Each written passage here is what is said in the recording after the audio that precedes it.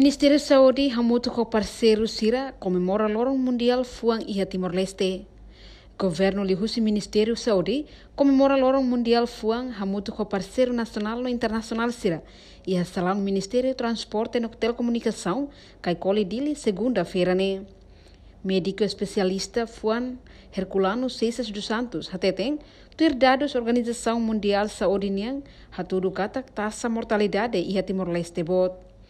Enquanto dados memoras lahadait, porcento ranulo resinem população, ni hatudu kata sofre moras tensão. E Itare kata atualmente tinha dados do Global Observatory Survey Organização Mundial de Saúde hatudu kata taxa mortalidade crudo di Timor-Leste minha representa 200 por 100 mil habitantes. Está sendo que enquanto tinha dados survey para moras lá vai, está tudo kata 26% da população adulta sofre moras tensão. E tinha população da bari idade escolar se tinha lima, tu tinha saúde sem lima, 2% mas sofre moras reumatismo. E dados consulta ambulatório Hospital Nacional de Gibraltar, satu kata cada doro paciente lebih mais consulta por volta 60 a 80 casos. Por sini para lima sofre moras cardiopatia isquêmica, eles falam moras cardiopatia hipertensiva, moras fuan nebe causa de tensão.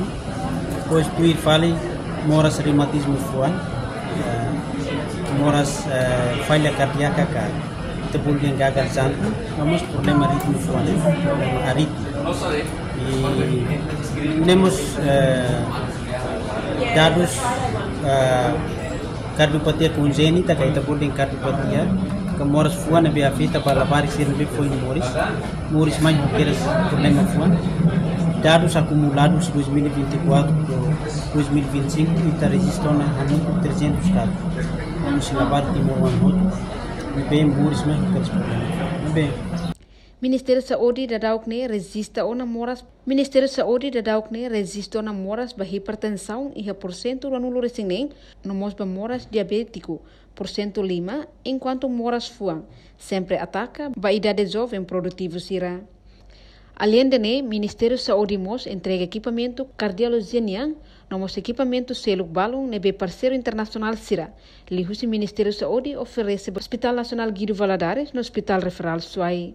Reportagem Imelda Fátima, Televisão Timor-Post. Janela informação ba emogoto. Atua tem informação atual dia Clio. Kita haluha, haneham botão subscribe, like. Halo comentário no Fahe Tutang ba media sosial hotu.